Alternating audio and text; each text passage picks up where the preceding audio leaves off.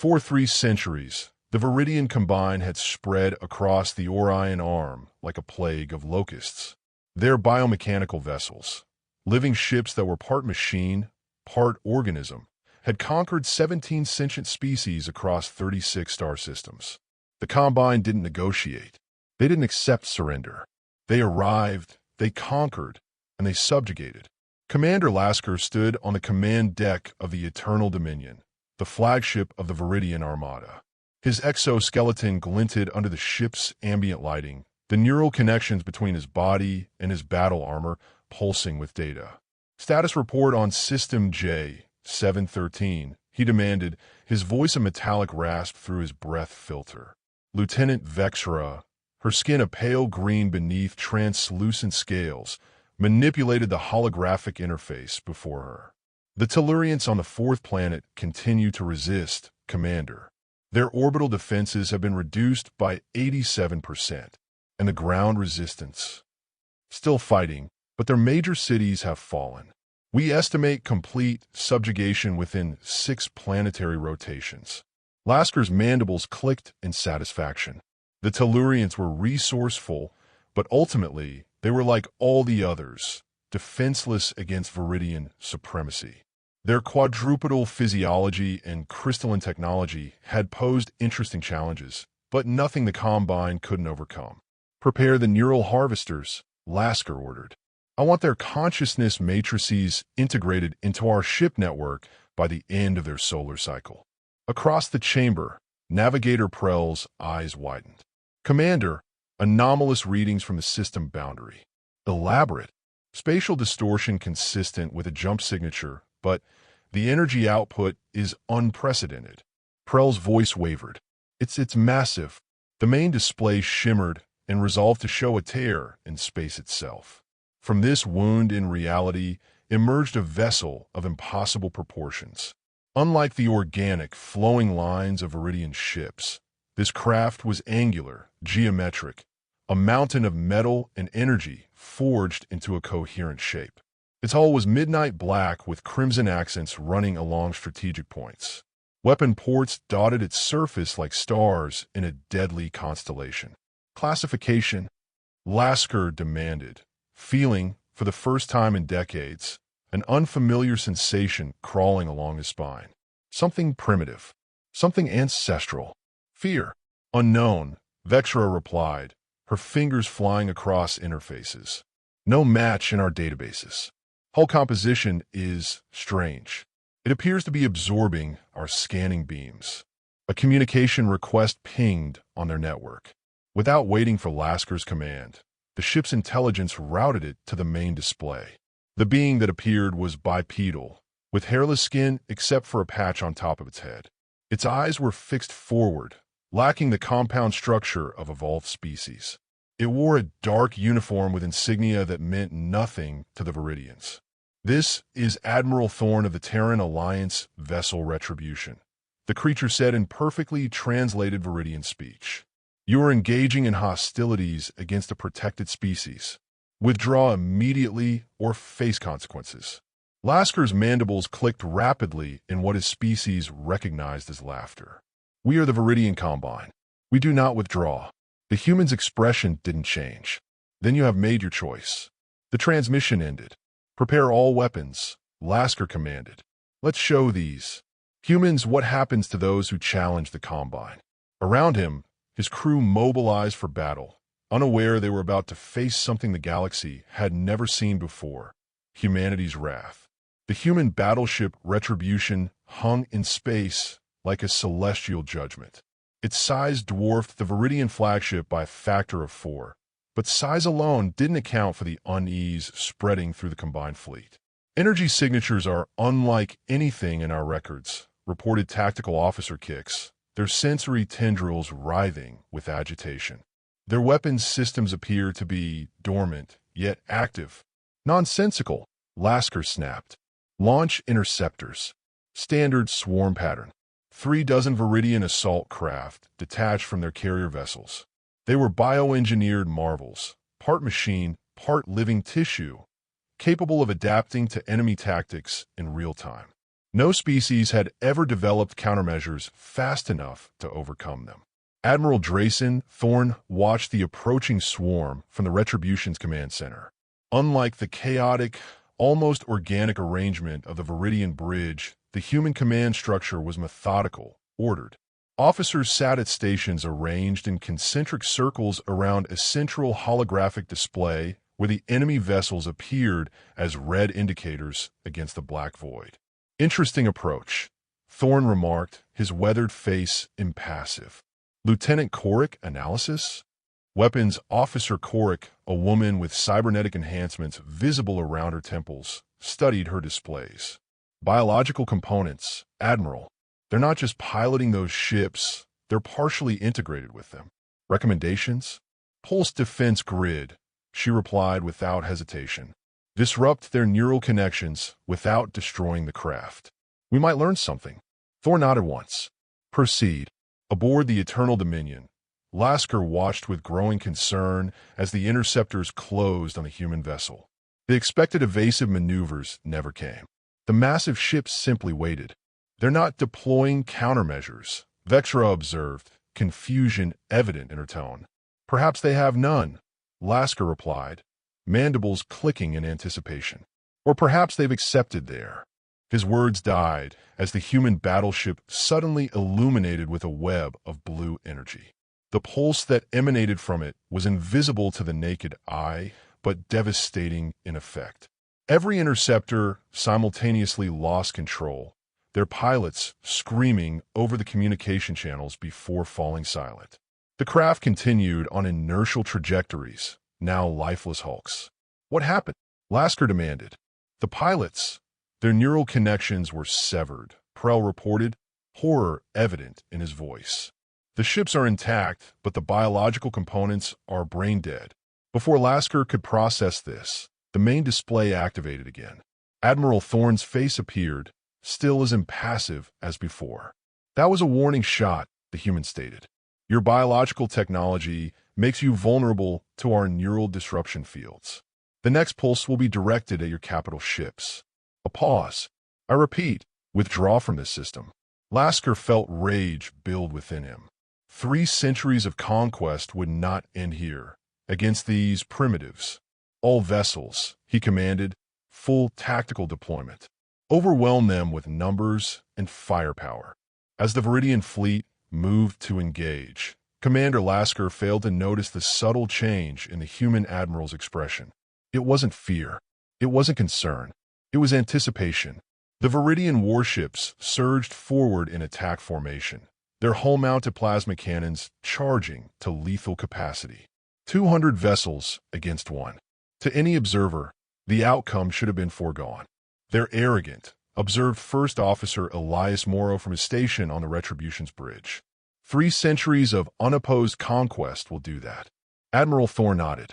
And we've been hiding in plain sight for 50 years, watching them ravage this sector. His eyes narrowed. Lieutenant Korik, initiate countermeasures. Protocol, Chimera. Aye, sir. Deploying countermeasures. From concealed bays along the Retribution's hull, thousands of small objects erupted into space. Each no larger than a human fist, they oriented themselves using miniature thrusters and spread out in a precise grid pattern. Commander Lasker watched the deployment with confusion. Analysis? He demanded. Miniature drones or projectiles, Vexra replied. No apparent weapons signatures. They may be some form of sensor array. Irrelevant. Continue the approach. All vessels prepare to fire on my mark. The Viridian fleet closed to optimal firing range, their organic ships pulsing with energy as weapon systems reached peak charge. Lasker raised his armored hand, ready to give the command that would obliterate this human audacity. Fire, he began. He never finished the order. The small objects deployed by the Retribution suddenly activated, each generating a precisely calibrated gravitational distortion field. The fields overlapped, creating a complex matrix that enveloped the Viridian vessels. Aboard the Eternal Dominion, chaos erupted as systems failed and crew members screamed in agony. The ships themselves, part machine, part living organism, began to convulse as their biological components experienced cellular disruption. "What is happening?" Lasker gasped, his exoskeleton trembling as his neural connections to it fluctuated wildly. "They've created a localized distortion in space-time," Prell choked out, green blood seeping from his eyes. "It's affecting our biomechanical systems at the quantum level." On the Retribution's bridge, Admiral Thorne watched impassively as the enemy fleet writhed in the gravitational web. "Effect on their vessels?" he inquired. 97% incapacitated, Korik reported. "Their biological components are experiencing rapid decay. Ships are losing structural integrity." Thorne nodded. "And the Tellurian defenses?" "Untouched, sir. We calibrated the field to Viridian biological signatures only." "Open a channel to their command vessel." The main screen flickered to life, revealing the Viridian bridge in disarray. Commander Lasker still stood, though his exoskeleton sparked and twitched erratically. "This is your final warning," Thorne stated, his voice a study in controlled power. "The technology you're experiencing targets the unique biological signatures of your species and your vessels. We can extend this field across the entire system in minutes." He leaned forward slightly. "Withdraw. Now." Lasker, against all his instincts and 3 centuries of Iridian dominance, found himself considering surrender for the first time. But pride overwhelmed reason. "We do not yield," he managed through failing systems. Admiral Thorne's expression hardened almost imperceptibly. "So be it." He turned to his communications officer. "Send the signal to the rest of the fleet." Lasker's compound eyes widened as space itself seemed to tear open in a dozen locations around the system. From each spatial wound emerged another human battleship, each identical to the Retribution in scale and apparent capability. "You never asked why our ship was called the Retribution," Thorne said, his voice now carrying an edge that even translation couldn't soften. "It's because humanity has been watching. For decades, we've documented your atrocities while building a force capable of stopping you." The human leaned forward. "The Viridian reign of terror ends today." 3 days after what historians would later call the Battle of Tellurian Space, the remains of the once mighty Viridian fleet drifted in disarray. Of the 200 vessels that had engaged the humans, only 38 remained operational, including the badly damaged flagship Eternal Dominion. Commander Lasker, his exoskeleton partially removed to prevent further neural damage, sat in his private chamber reviewing casualty reports. The numbers were impossible. 17,000 Viridian warriors lost, entire ships rendered uninhabitable as their biological components rotted from within. A soft chime announced Lieutenant Vextra's arrival. She entered, moving stiffly as her body fought to heal from the gravitational assault. "The human fleet is maintaining position," she reported. "They've established orbital stations around Telluria and begun dismantling our ground installations." Lasker's mandibles clicked softly, a gesture of defeat unheard among his kind for centuries. "And our reinforcements?" "That's why I've come, Commander." Vextra's voice dropped. "We've received transmissions from the homeworlds. Similar human fleets have appeared in 7 other systems under our control." The news struck Lasker like a physical blow. 7 systems? Simultaneously? Yes. Their tactics are identical. They deploy the gravitational matrix devices, incapacitate our forces, then begin liberation procedures for the subjugated species. She hesitated. "The Central Authority is considering terms." "Terms?" Lasker nearly choked on the word. "The Combined does not negotiate." "Circumstances have changed, Commander." Vextra's gaze met his directly, an act of insubordination that demonstrated how far their social order had already deteriorated. "The humans have technologies we cannot counter. Our biological advantages have become vulnerabilities." Before Lasker could respond, his communication terminal activated. The face that appeared belonged not to Admiral Thorne, but to another human. This one older, with pale skin marked by age and a shock of silver hair. "I am High Commissioner Octavia Drent of the Terran Alliance," the human stated, I have been authorized to discuss terms with representatives of the Viridian Central Authority. Lasker struggled to maintain composure. I am not authorized to negotiate on behalf of the Combine. Your Central Authority has designated you as their representative in this system, Drent replied, her tone suggesting she knew this was news to him. Perhaps your communication systems are still compromised. A clever tactic, Lasker realized. The humans were forcing decentralized negotiations, preventing the Combine from mounting a coordinated response. He had no choice but to play their game, for now. What terms does the Terran Alliance propose? He asked carefully. Immediate withdrawal from all conquered territories. Reparations to affected species. Disarmament of all biological weapons platforms. Commissioner Drent's expression hardened. And accountability for war crimes committed during your expansion. Unacceptable, Lasker hissed. The Combine has ruled these systems for centuries. They are ours by right of conquest. A concept humanity abandoned long ago, Drent replied. We recognize no such right. Vexra stepped forward. What alternatives do you offer, Commissioner? The human's gaze shifted to her. Total blockade of Viridian space. Isolation from all interstellar commerce and communication, and if necessary, deployment of our gravitational technology directly against your homeworlds. The threat hung in the air, its implications clear. The humans could render the Viridian biological civilization extinct without firing a single conventional weapon. You claim moral superiority while threatening genocide, Lasker accused. Commissioner Drent's expression didn't change. We offer choices, more than you gave to the 17 species you've enslaved or exterminated. She paused. You have 24 hours to begin withdrawal procedures. After that, we implement the blockade. The transmission ended, leaving Lasker and Vexra in silence. What do we do, Commander? Vexra finally asked. Lasker stared at the blank screen, 3 centuries of Viridian supremacy crumbling around him. For the first time in his life, he had no answer. The diplomatic vessel Concordia drifted in neutral space between the human and Viridian fleets. Inside its central conference chamber, representatives from both sides sat across from each other, the tension between them almost palpable. Commissioner Drent led the human delegation, flanked by Admiral Thorne and several diplomatic and military advisors.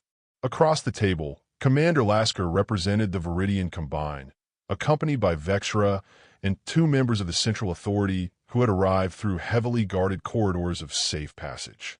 Your terms are impossible, stated Councilor Myvax, the most senior Viridian present.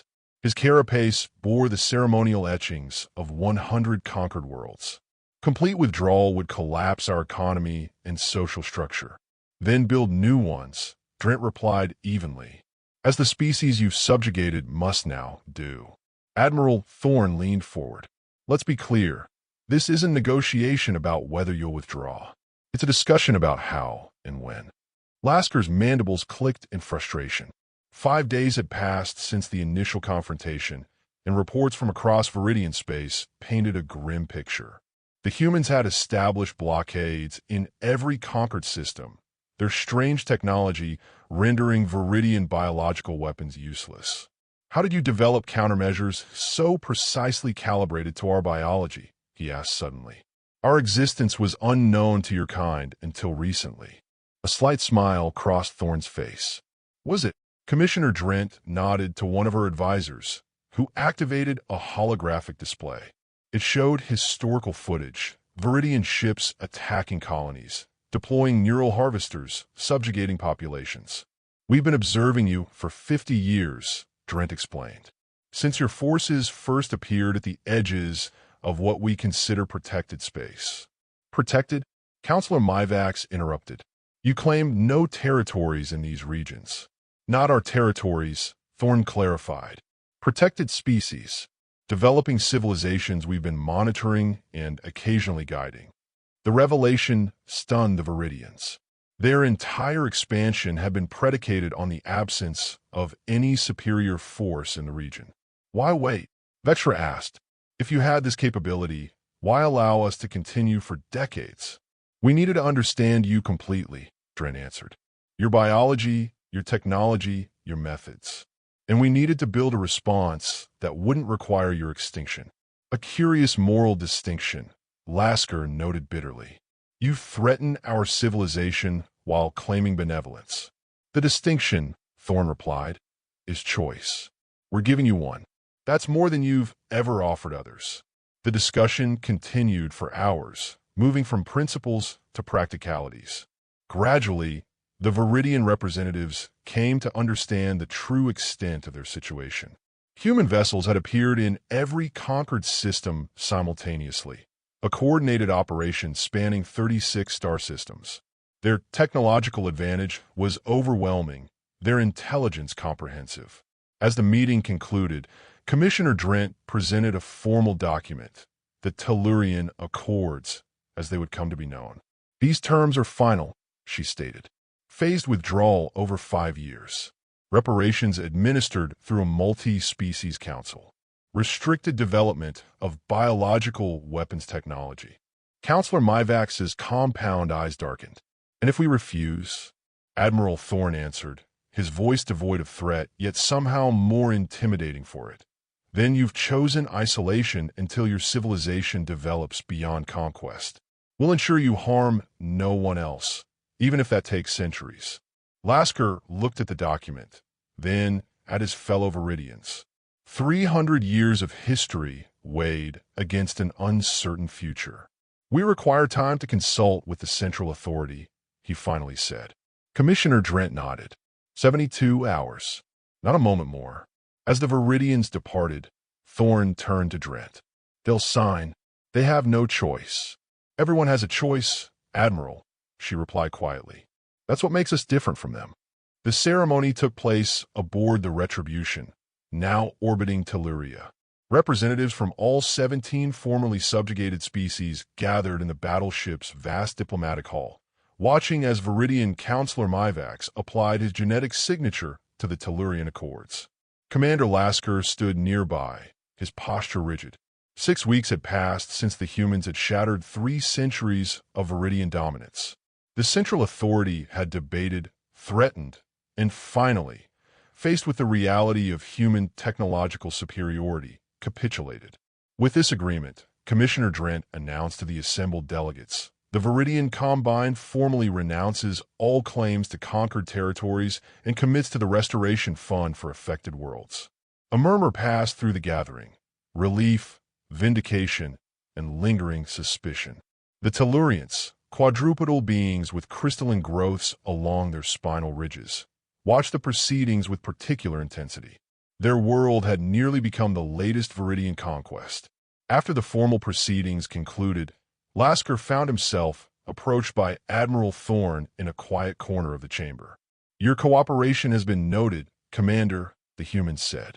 The transition has gone more smoothly because of your influence with the Central Authority. Lasker's mandibles clicked softly. I am a realist, Admiral. The alternative was extinction. Perhaps. Thorne studied him. Or perhaps transformation. Your species achieved remarkable things before turning to conquest. Your biotechnology could benefit many worlds if applied peacefully. You speak of collaboration after destroying our empire. I speak of evolution. Thorne gestured toward the gathering, where Viridians and former subject species were cautiously engaging in dialogue. This is how civilizations grow beyond their limitations, by facing consequences and adapting. Before Lasker could respond, Lieutenant Vexra approached with a Tellurian delegate, Field Commander Nixtallo of the Resistance that had fought Viridian forces to a standstill before human intervention. Commander, Vexra said, her tone formal but lacking its former rigidity. Commander Nixtallo has proposed a joint scientific commission to adapt Viridian medical technologies for use in Tellurian physiology. Lasker's compound eyes shifted between the Tellurian and Vexra, noting the absence of hostility he would have expected. A commission? We were at war mere weeks ago, and now we are not. Nixtallo stated simply, crystalline structures shimmering as he spoke. Your neural interface technology could help heal thousands of my people injured in the conflict. Would you prefer we remain enemies forever? The question hung in the air, challenging 3 centuries of Viridian philosophy. 2 years later, Commander Qvex Lasker stood on the observation deck of the research station orbiting Telluria. The former military commander now directed the interspecies biotechnology exchange, the most visible symbol of the new order established under the Tellurian Accords. Below, on the planet's surface, the scars of the Viridian invasion were healing. Cities rebuilt with combined technologies rose among the crystalline forests. In orbit, vessels from a dozen species conducted trade and scientific exchange where once only Viridian warships had loomed. Incoming transmission from Earth announced the station's communication system. Priority channel. The holographic display activated, revealing Admiral Thorne's familiar face, now wearing the insignia of Supreme Commander of the Terran Defense Fleet. "Commander Lasker," he greeted, "I'm reviewing your latest progress report. Impressive work on the neural regeneration techniques." "The credit belongs to the joint research team," Lasker replied. "Tellurian crystalline technology enhances our neural interfaces beyond what we achieved through conquest. Collaboration often yields better results than subjugation," Thorne observed. "The Viridian representatives to the Galactic Council have been advocating for your research station to receive expanded funding." Lasker's mandibles clicked in surprise. "The Central Authority supports our work now. Times change. Even empires learn." Thorne's expression grew more serious. "The Accord's 5-year transition period ends next month. The Council will be voting on whether to lift certain restrictions on Viridian technology development. And your recommendation will depend on your assessment. Have your people truly changed, Commander?" Lasker moved to the viewport, gazing at the planet below, where former enemies now work side by side. "When your battleship appeared on our screens that day, Admiral, we believed we faced extinction. Instead, you forced us to confront something more challenging, our own capacity for change." He turned back to the human. "For 3 centuries, we reigned through terror because we knew nothing else. You showed us an alternative. Not all embrace it, but enough do." A pause. "Enough to make a difference." Admiral Thorne nodded slowly. "Then I'll support the motion to ease restrictions." He studied the Viridian. "You know, in human history, great adversaries sometimes become the strongest allies. Is that what we are becoming, Admiral?" "Allies. That," Thorne replied with the hint of a smile, "is entirely up to you." As the transmission ended, Lasker returned his gaze to the viewport. In the distance, a human vessel, not a battleship but a scientific explorer, moved into orbit alongside Tellurian and Viridian craft. 3 species that might never have known peaceful coexistence without the intervention that had ended an empire and begun something new. The stars beyond seemed brighter somehow, promising a future limited only by imagination rather than conquest. The reign of terror had ended not with extinction, but with possibility. And that, Lasker reflected as he watched the ships move in harmony, was the most unexpected outcome of all.